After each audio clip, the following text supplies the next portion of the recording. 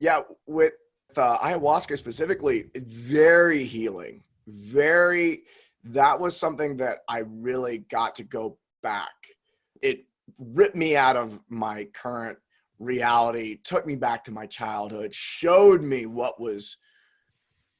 things that I had forgotten, things that I had not thought about, things that I did not think you could remember. And it took me back to being 5 years old. And it took me back to being terrified of dying.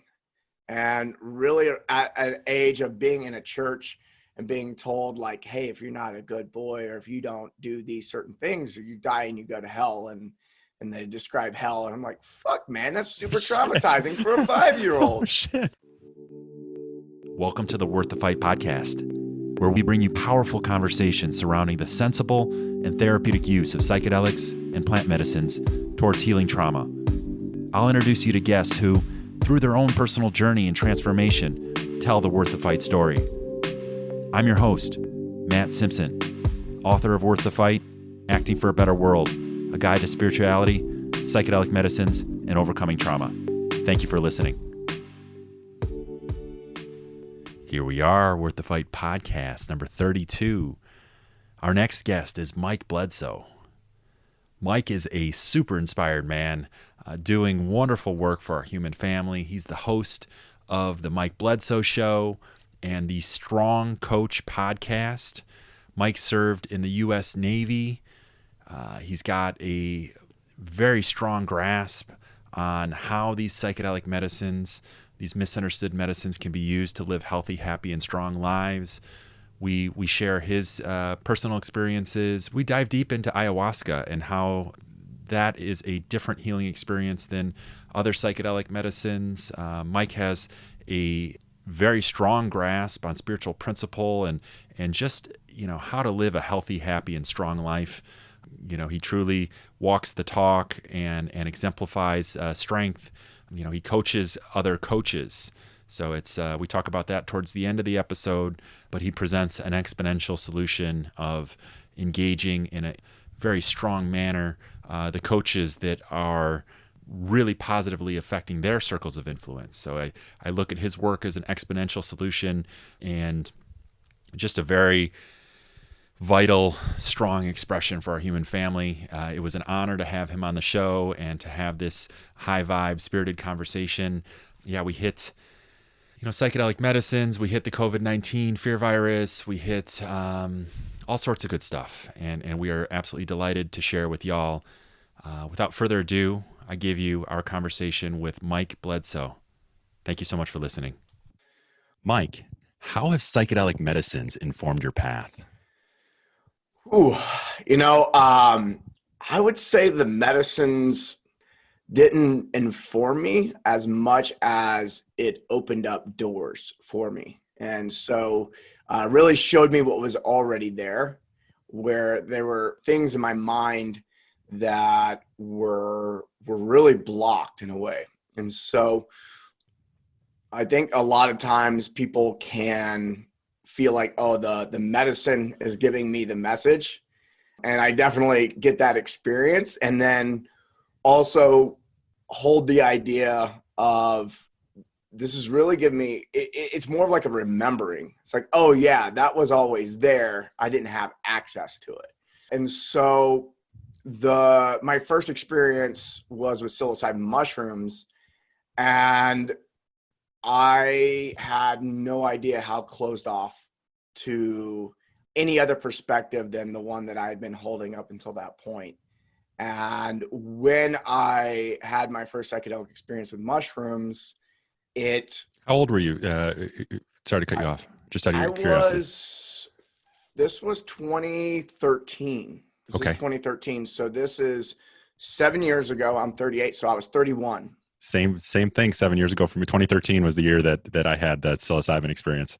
A lot of people, I talked to a lot of people in that 2012 to 2014 range. There seems to be a lot of people that got into psychedelics or some type of spiritual work around that time that changed the game.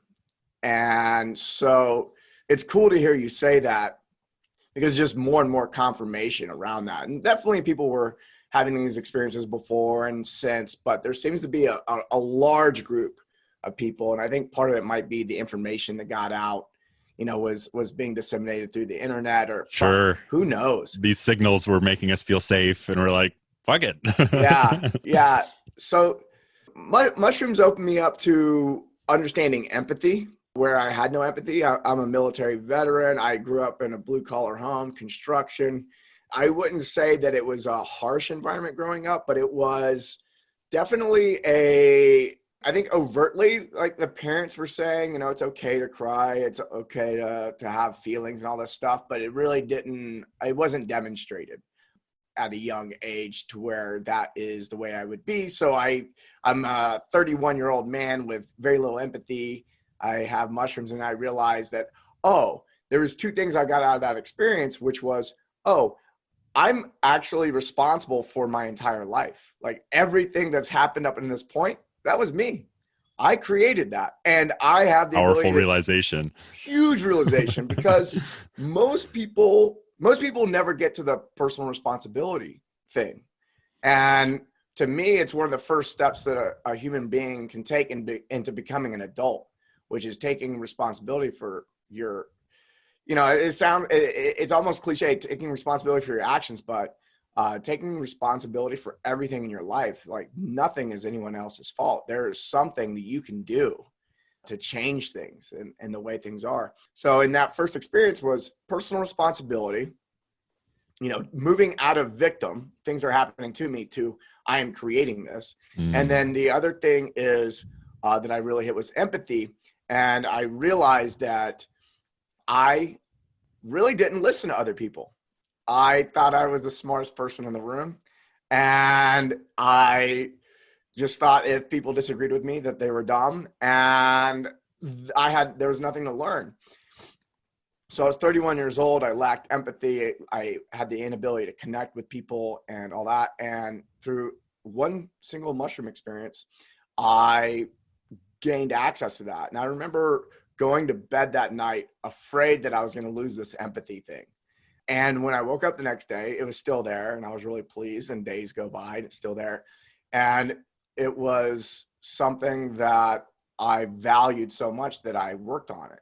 And so I was really, really fortunate because before I walked into that first experience, I went to a conference where we were doing exercises around empathy. So I was set up unknowingly. And actually at that conference is where I got the message, hey, I should eat some psychedelic mushrooms. And so I went home and I did that. And so that created an opening. That empathy was already there. That's part of being a human being, but there's things that happen throughout our lives that end up blocking that, right? And the same with personal responsibility it was more of a realization of like, oh, wow. Because what happened was my entire visual field, I'm looking at the sky, turns into geometric patterns, falls inside of my head. And I realized I had the real-time experience of, I'm actually not out here in the world. I'm only sensing what's out there, if there is an out there. I'm only sensing it, and everything that is happening, my perception of the world is actually happening inside of me. And I had an actual experience of the entire universe falling into my body. And so there's one thing to hear that and to try to intellectualize what I'm saying, but to have the experience of the entire universe falling into your being, you can't ignore that. And there's an embodiment that happens with that where I will forever be changed and I can't go back to behaving the way I was. Powerful experiential spirituality, having that profound experience firsthand. Yeah. Once you see, you can't unsee.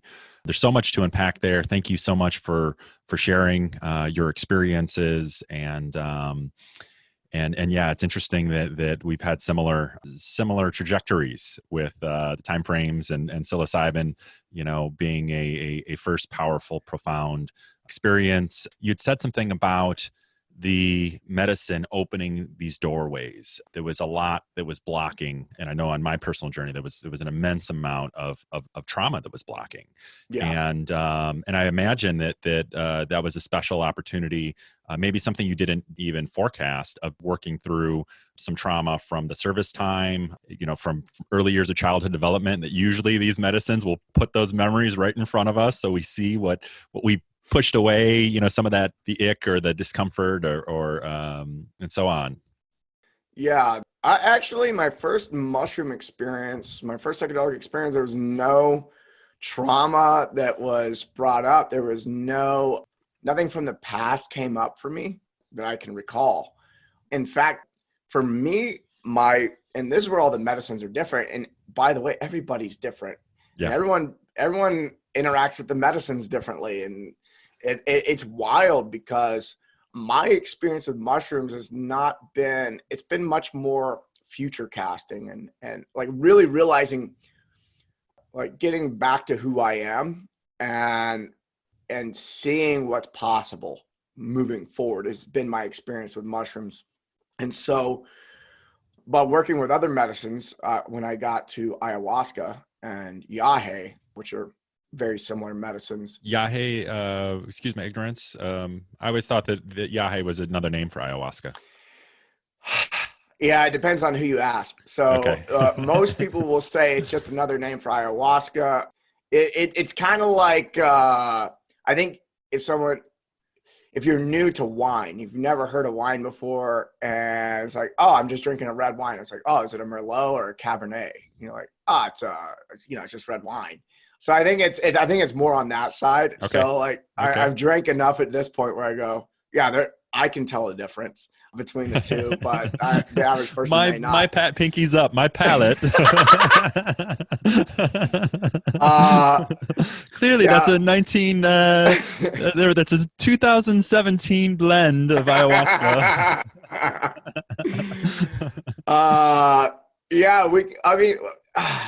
Depending on how high the you got the vine from matters. Yeah. So if you get the vine from really high, that's grown really high versus really low, in the mountains versus in the jungle. Like there's all these things that impact the experience of the ayahuasca or Yahay or whatever. And Yahay is what it's called in Colombia. Okay. Primarily, and that's what I've fallen in love with recently. But yeah, with ayahuasca specifically, it's very healing. That was something that I really got to go back. It ripped me out of my current reality, took me back to my childhood, showed me things that I had forgotten, things that I had not thought about, things that I did not think you could remember. And it took me back to being 5 years old. And it took me back to being terrified of dying. And really at an age of being in a church and being told like, hey, if you're not a good boy or if you don't do these certain things, you die and you go to hell. And they describe hell. And I'm like, fuck, man, that's super traumatizing for a 5-year-old. Oh, shit. Yeah. Like, the thing is, my entire life, that was normal. That conversation was normal my whole life. People become desensitized to certain conversations when they're introduced to it very early. So there's this, I flash back to being in this church on my knees praying, and the whole thing was being driven out of fear of dying and going to hell. So I go back. So when I go to ayahuasca for the first time in Peru, this is 2014, I think. Yeah, 2014, 2015. It's 2015. Something like that. Doesn't matter. Good. Yeah. That was my first experience. I had no idea that was coming, because what had happened is throughout my life, I'd become way more atheist. So I grew up in the church, and then I go to the Navy. I go into the military, and even before I joined the Navy, I was just kind of like, I'm not really paying attention to the church or anything like that. Go in the Navy, completely ignore it. Don't even want to talk to the chaplain. And I don't even want to talk to the chaplain. And I get out and I'm kind of like in the military, there's guys that are like, oh, I'm really into church and Catholicism or something like that. And then you have guys that just don't give a shit. And it's not really a conversation. There's not a lot of philosophical conversations happening in the military. We may have thought they were philosophical, looking back, not so much. And then I go to school, I get I'm in a scientific field. Of course, it's not, it's like, yeah, I'm just looking at cold hard facts and all this kind of stuff. And I'm become more and more atheist. And I'm not at this point of being an atheist to where like I hate God or like, I just kind of like ignore it. Right. That's a pattern that I have had in my life is if I don't like something, I don't attack it. I normally just ignore it. And so like, I don't even want to pay attention to that. I'll do it to people too. It's like, this person's upsetting me, I'll just ignore them. But usually people can tell. And that's what I've been told. So, and I'd been doing mushrooms. I was like, oh, there's a very like, the neurons are connecting differently. All this stuff is happening. And then when I go do ayahuasca, I was like, oh shit, this is formed my entire reality. I've been running from this. So in a single week, because I did multiple sessions, in a single week, what I got was, okay, I was really traumatized by what happened when I was 5 years old in the church. And then I also got to the point where I realized that religion and spirituality are very different things. And what I experienced was not a spiritual thing. This was a control thing. This was a way to get people to behave a certain way. Look, we want you to be good. If you don't, you fucking dogmatic die. Sickness. Go to hell. Yeah. It's like, oh shit. That's a great way to control people. And so whether it's intentional or not, I don't like to attack things. I like to just say, hey, this is what when it comes to the church, I like to attack the church.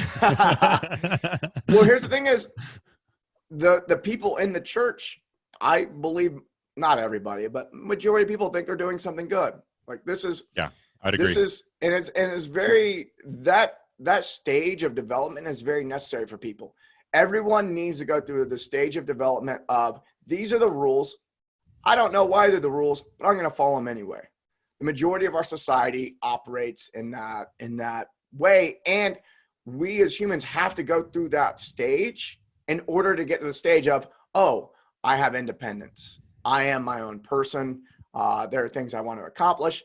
And then you have to go through that stage before you can get to the stage of, oh, we're all in this together. We're all connected, right? And then you have to go through that stage to understand that all the stages leading up through it are important too. So so when I look at religion, I don't necessarily like to attack it because I don't want to attack the people in it, because for them, I feel that too. Yeah.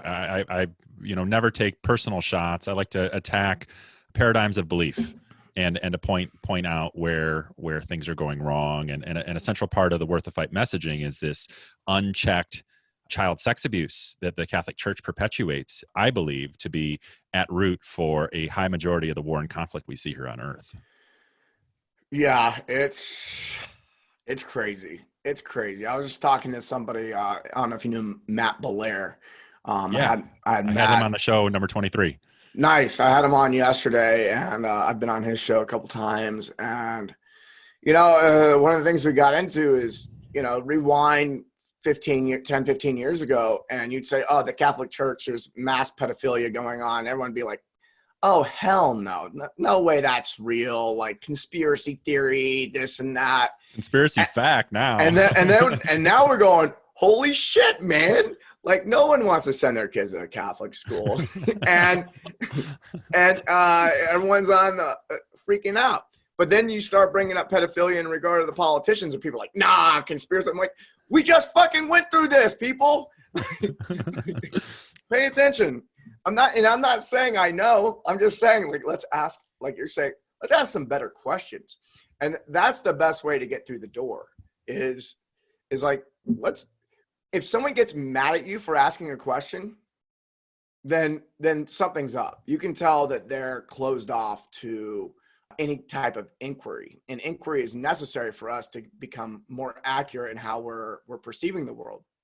So I try to stay away from telling people how things are and asking questions that cause better self-inquiry, because when someone gets there, when someone gets to a level of discovery on their own, it sticks. It It sticks. really Yeah. sticks. I mean, how many times have people tell me how the world works and all this shit, and I totally ignored them.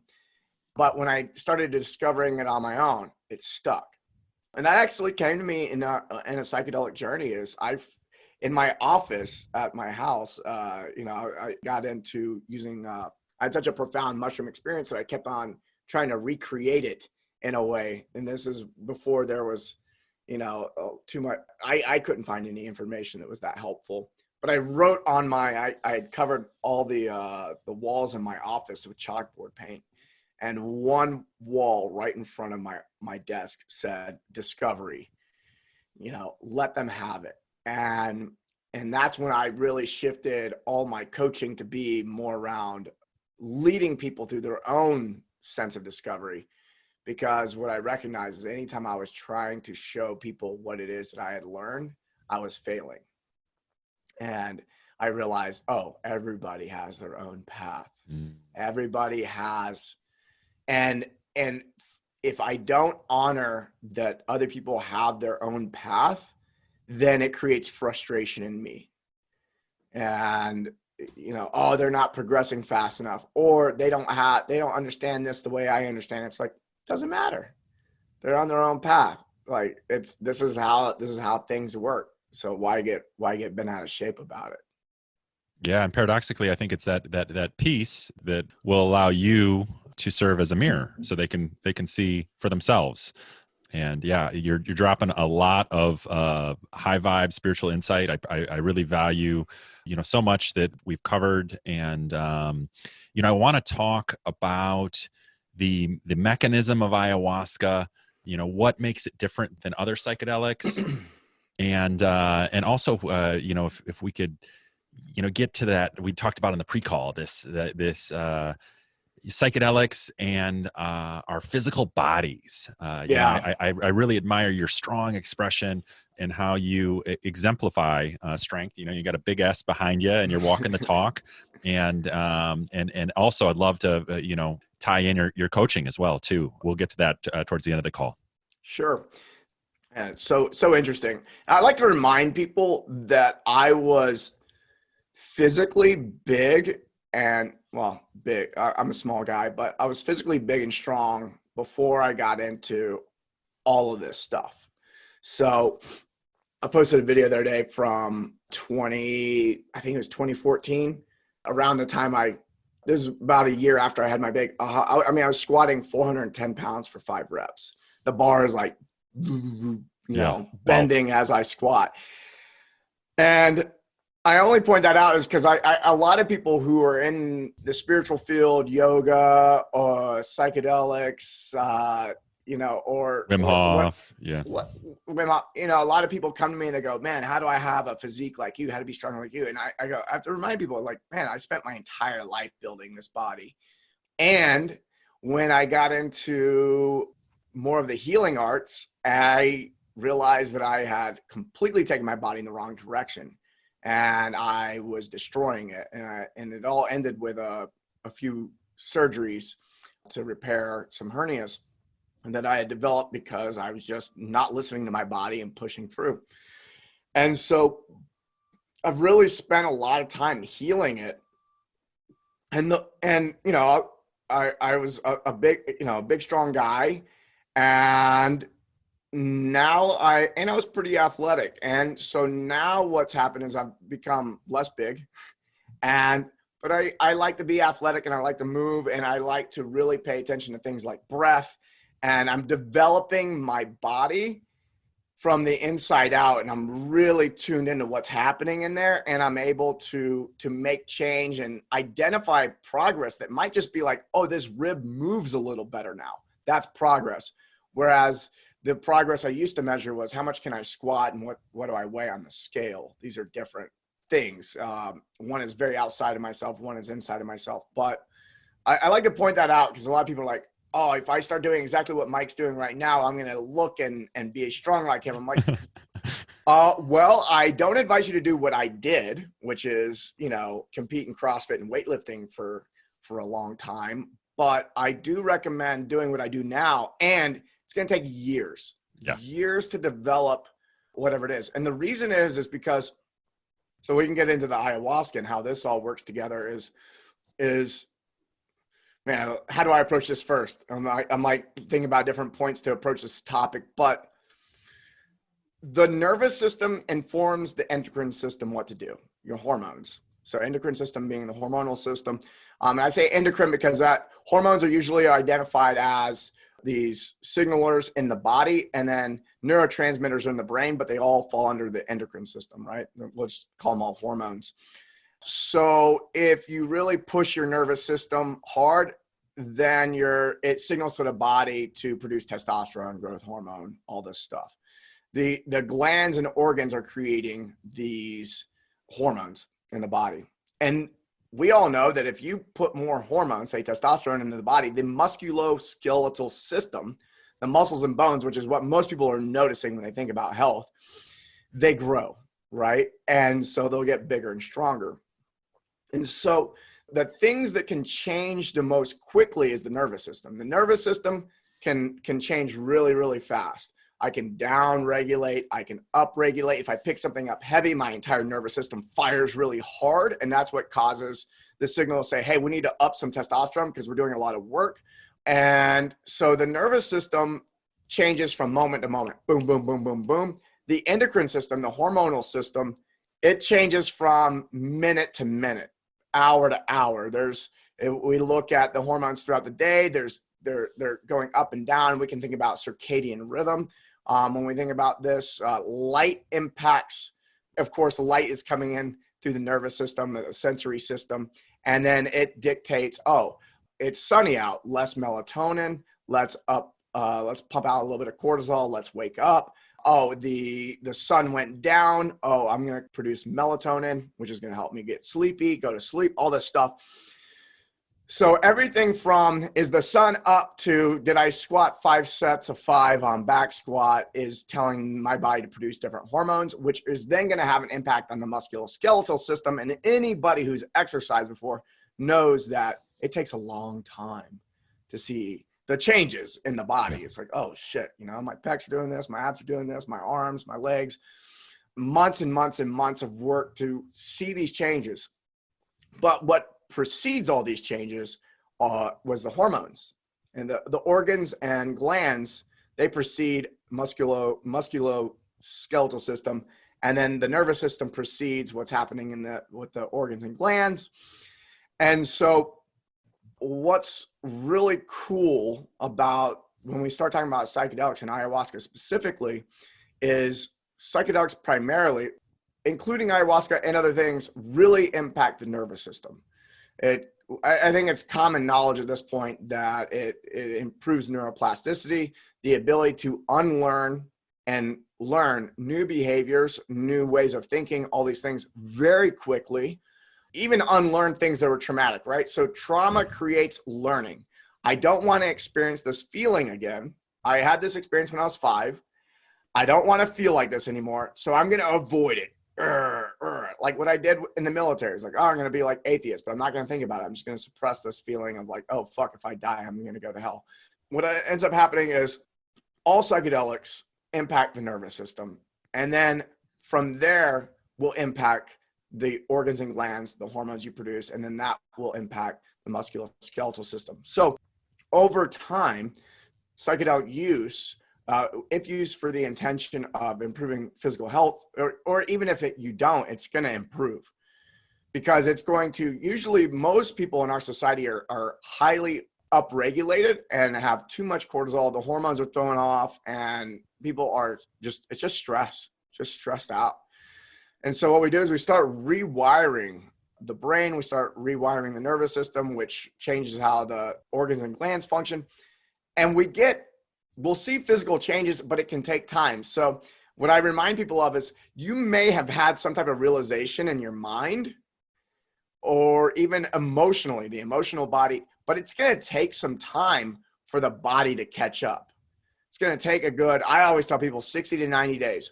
you learn something new, 60 to 90 days for the universe to catch up with you, right? Not always true. There's also a skill to develop.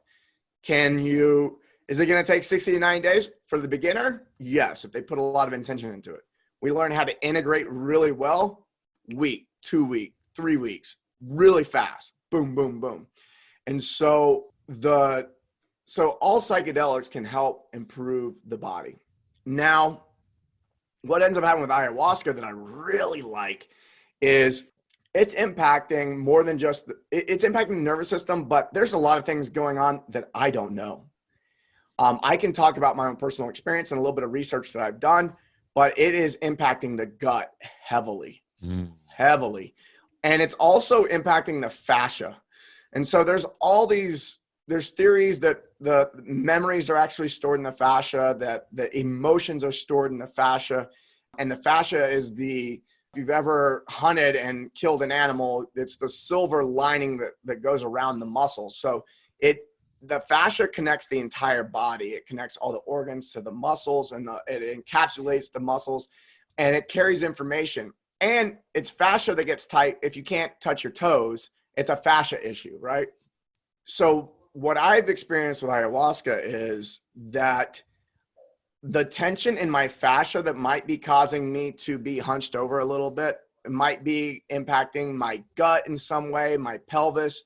What ends up happening is when I drink ayahuasca is it goes in there and it hits that fascia, and then it relaxes it. So it's actually something is happening on a very emotional, physical level. Ayahuasca is very, very physical. And I've had a lot of people that are like, oh, I had these mushrooms. They were very body. And I go, you obviously haven't had ayahuasca yet. Like, there are some mushrooms that are more body than they are mind, all this kind of stuff. But I'm like, ayahuasca, super body. It's a full body experience. Yeah. And there's no way to know what I'm talking about unless you've had the experience for yourself. So with ayahuasca, for me, there's purging involved. My gut gets really, really clean. My shits are great for weeks afterwards. And it really opens up the whole body. And so I think for me, that's why I experience so much trauma healing in ayahuasca, is because it's such a physical thing. And that trauma is stored in the body. And this is why a lot of transformational work doesn't really work. And that it's so cerebral. It's like, oh, I understand that this happened to me when I was a kid. I was like, yeah, but did you go back and feel it? Did you go back and re-experience it and reframe it and accept it? Yeah, you got to be able to accept what is fully in your body. And until you've done that, it might be difficult. So it's going to be in your unconscious, directing your. Yeah, it's still driving behavior consciously, but unconsciously you don't. So much goodness to unpack there. I really appreciate you breaking down the physical aspect. And you'd said something about the gut biome in ayahuasca. I thought that was fascinating to hear. Jesse Gould is the Army Ranger who's running the Heroic Hearts Project, which is sending treatment-resistant war veterans to drink ayahuasca in Peru and Costa Rica. They got a good thing going with Soltara. And I know that you've had experiences there at Soltara. Yeah, I know Jesse. I'm friends with Soltara. It's all great. Yeah. Amazing. Yeah, he's got a test going. I believe it was the University of Georgia that where they're taking biometrics and they're doing gut biome samples and I think there's hugely something there. I know that on my personal healing, my diet changed radically in 2016. It was just foods like that I transcended, and foods went from the staple foods to being poisonous foods for me that I just couldn't eat, and that forced my hand to bring in proper nutrition. And with that nutrition comes, a healthier nervous system, more energy, and all these things kind of describing the transformation that you've outlined. Yeah, I think a lot of it brings us back to just being healthy, and the emotional trauma combined with our physical environment it makes the body unhealthy. It makes it more challenging to live. And one of the really cool things about what's happening in the gut biome is one of the things that I've had to realize is I'm really fortunate. I grew up, we had a garden, there was hunting going on, a lot of things were made from scratch. And so I grew up like this athletic lean guy.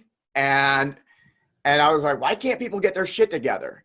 You know, is how I live my life. And I know there's a lot of people who are really fit like myself who probably look at people and go, why can't they just get their shit together? Why can't they just stop eating sugar? And the truth is your gut biome is set up as soon as you're born. And the first couple of years and where you breastfed, what foods were put in front of you, was there a lot of sugar? Like all these things set up your gut biome for the rest of your life. And if you have a lot of bacteria that love sugar, that you were raised on that, people think they're making food decisions. They're not. Those little bacteria are making the decisions for them. The bacteria is in there going, so like those trillions of cells are calling the fucking shots. Yeah. So like when you got a guy like myself who I've never had sugar cravings in my life, like it's just not a thing. Like I can pass up the birthday cake and it's zero issue. Other people are going, oh, I can't believe you would torture yourself like that. I go, it's actually not torturing myself. I'm not. I literally don't care about the ice cream. Or interesting. The cake or whatever. Interesting. And so it's not a thing. And so it's good for people like me to know that it is a thing for other people. And it's not just psychological. Yeah. This is being driven physically. The bacteria are calling the shots. And so, and our society reinforces it too. These totally. Programs around sugar. It's something I've weaned myself off of it for the first with this the quarantine and being on lockdown. Like I've after reading Aubrey Marcus's book, Own the Day, Own Your Life, the profound book about health and physical transformation. I've been waking up to how sugar spikes, insulin, all these things that are so foreign, that even being conscious and on this path and on a spiritual path for many years are still like really challenging for me to wrap my hands around. And because of these programs are so deeply rooted in our culture that sugar is a staple. It's just part of who we are. I mean, I'll just touch on this real quick, but it is a staple, and usually not for why people think it's a staple. We subsidize corn. We wanted to build up the wealthiest country possible, and we knew that we needed a strong military to do so. And can you hear that? Yeah. I don't know what. No, can you hear the ringing? No, never mind. Okay, yeah. My computer rings every once in a while. Okay. And I can't figure out which program it is. It's probably the Chinese. The Chinese have hacked my account through Zoom, and they're trying to mess with your flow, man. They're messing with me. They know you got a solid knowledge bomb to drop, man. Yeah. Well, what we did is we subsidized corn because we knew that food supply is the most important thing. Like if we can make people are spending a lot of money on food. So the general public, if you want to create a wealthy nation, your food has to be cheap so that you can allocate that money to do other things. So what we've done is we've artificially made all of our food cheap. And we didn't really make food cheap. We made calories cheap. Also, if you're going to war, one of the things that you have to do is you have to keep the troops fed, right? And you want to win a war, cut off food supply. So what we did was we made calories cheap, really cheap by subsidizing corn. It stays a long time. The cheapest form of calories that you can find is sugar. And if we can use scientists to create sugar out of corn, and we can grow corn by, look at what we've done. We've grown an enormous amount of corn in a very small amount of space. And that's what drives a lot of our food industry. And so much so that we now feed the cows corn, which they're not meant to. Yeah. And I don't want to go too far down this corn thing, but look, the subsidizing of corn has made sugar artificially cheap. So what we did is we subsidized corn, and then we taxed sugar coming in from other countries that are from more natural sources like sugarcane. Mm-hmm. There's a tariff on that. So here we are creating independence and wealth and a really strong military for the purpose of being dominant in the world, which is, I get it. So, but the repercussions of that has been that we have a sugar culture and we can't think clearly. We're making poor decisions. And it used to be you didn't get type 2 diabetes till you were 40 at least. Now we have 8-year-olds. So anyways, just throwing that shit out there. Well, I appreciate that. Yeah, that's an angle that I haven't given much thought to, but it makes complete sense. Well, when I think about the world, there's Ken Wilbur has integral theory. Are you familiar? Yeah. I haven't read, but I hear people talking about it. Yeah. So he has the 4-quadrant model. And so there's the internal me, the external me, which so the internal me is my psycho-emotional state. The external me is, the physical thing that's going on with me. We have the internal we, which is our culture, language, way of doing things. And we have the external we, which is, roads, currency, economics, like all this stuff. And so we can divide up how the world works in these 4 quadrants. And a lot of times those of us in personal development are super focused on the internal and external me, but not so much on, and maybe even the internal we, but the external we is something that is, it's like, oh, those are the politicians are handling that policy, all this kind of stuff. But the external we is creating our environment. And the more we study habit, the more we learn that your environment is dictating the majority of what's going on. So between your trauma and the external environment, there's a lot of work to be done. Love that. That's I'll be checking that out. Ken Wilbur, I hear such good things, and like the way that you broke that down. We're winding down the call here. I'd love to have you share your work and why coaching. I've been reading some of your posts and some of your content, and I'm engaging coaching career, and really see why is this transformational coaching? Why is it here to stay, and what kind of impact can it have on our world? What I witnessed in myself is when I went through my own transformational practice, and I'm still going, I call it a practice because it's ongoing. It made the biggest difference in my life, and it made the biggest difference in the lives of those around me. My ability to, from everything from running a business to interacting with my family in a way that's nice and clean. What I noticed is that my own transformation transformed everything around me. It transformed my relationships, and it allowed other people to transform as well. And if we just look at what Gandhi said, be the change, essentially. And the deeper I get into my own work, the more I realize, the greatest impact I can have on the planet and the way I want it to be is to live it, is to every time I'm pointing my finger out that something else needs to change, it's an opportunity for me to look at my own life and go, where am I out of alignment in regard to this? Why am I judging this outside of myself? Because this is likely something inside of myself that I'm judging. So when we look at the world and we look at the problems of the world, they're all human created. You take out the human aspect, this thing where we have thoughts and then we create something outside of ourselves. Like we create cars, we create buildings, we create, governments, all these things. Is if we can change the mind, if we can change how people perceive what's going on, we get to change their decision making. And when I was talking about the outside we, the systems and structures of society, that is built from what's happening.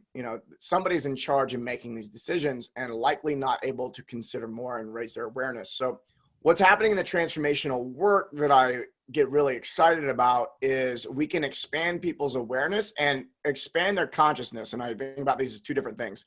Awareness is how much input can you bring in at one time, right? Everyone has infinite awareness all the time, but what ends up happening is they only have access to, they're only capable to a point. And this is where like the nervous system comes in handy too. Is like the more we work on our consciousness and broadening our perspective and seeing different perspectives, the more we push our nervous system to expand and be able to receive more information. So the transformational process is psychological, it's emotional, it's physical. All these things are working together. And if we can get people to see multiple perspectives, which most people have a very difficult time doing. The opposable mind. It's uncommon. It's uncommon. But if you can get to a place where not only do you see other perspectives, but you don't believe your own perspective and you stop believing your own thoughts, and you're able to go into a place of inquiry where you question everything. and not question everything to where it becomes debilitating. It's question everything so that we can make a better decision. And I know that if we can impact one person to make better decisions, then that can have a huge impact down the line or immediately. But what if we do impact 100 individuals, 1,000, 10,000? 10,000 people have I like where you're going with awareness. this. I like where you're going with this. and we have developed our consciousness to consider more perspectives, make better decisions, can think bigger than ourselves. And if we can do that, if we can impact people who are making decisions for other people, we have a much more peaceful world. And I have been a coach my whole life. Like, there's something about teaching, there's something about coaching that lights a fire inside of me. It's undeniable. It's just obvious.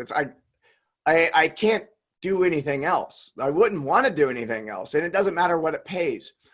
And so I've also sat with the question of, all right, I know the impact I want to make on the planet.